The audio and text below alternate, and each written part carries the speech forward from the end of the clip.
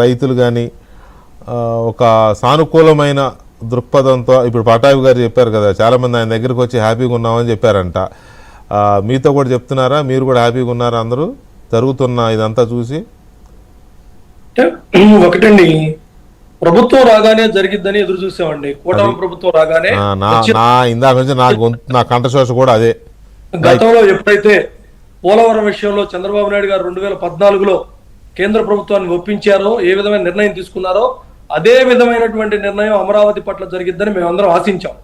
అందరికీ కూడా చంద్రబాబు నాయుడు గారి మీద, అటు పవన్ కళ్యాణ్ గారి మీద అమరావతి పట్ల వాళ్ళకున్న చిత్తశుద్ధిని ఎవరూ శంకించట్లా.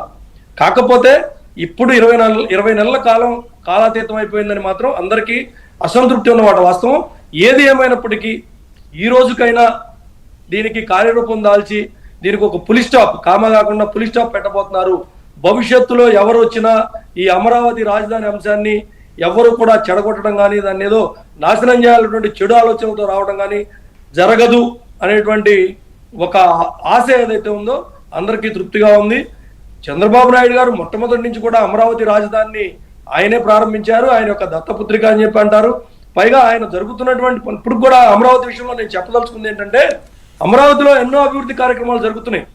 ఈ ప్రభుత్వ పెద్దలు జరుగుతున్నటువంటి వాటిని ప్రజలకు తెలియచేయడంలో వెనకబడిపోతా ఉన్నారు.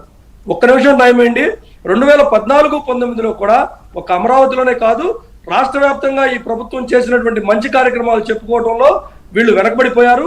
ఇప్పుడు అలానే జరుగుతున్నటువంటి సంక్షేమ పథకాలు కానివ్వండి, అభివృద్ధి పథకాలు కానివ్వండి, పరిశ్రమల విషయంలో కానివ్వండి, ఉన్నటువంటి నాయకులు ఎవరైతే ఉన్నారో, ఒక చంద్రబాబు నాయుడు గారో లేకపోతే పవన్ కళ్యాణ్ గారో ఇలా జరుగుతున్నాయి అని చెప్తున్నారు తప్ప మిగతా మంత్రులు కానీ, ప్రభుత్వంలో ఉన్నటువంటి పెద్దలు కానీ చెప్పడంలో వెనకబడిపోతున్నారు అనేది నా వ్యక్తిగతం, ప్రజల అభిప్రాయం కూడా ఉంది.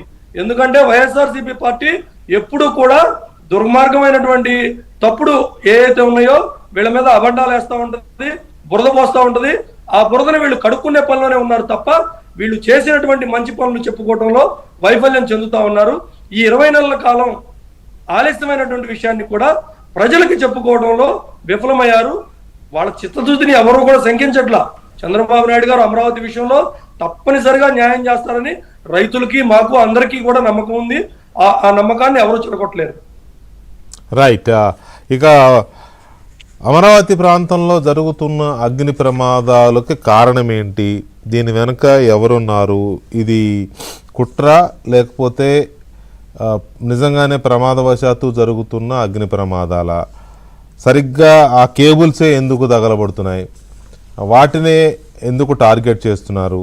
ఇలాంటి అంశాలు, తర్వాత కుట్రల మీద ప్రభుత్వం ఎలాంటి చర్యలు తీసుకుంటుంది?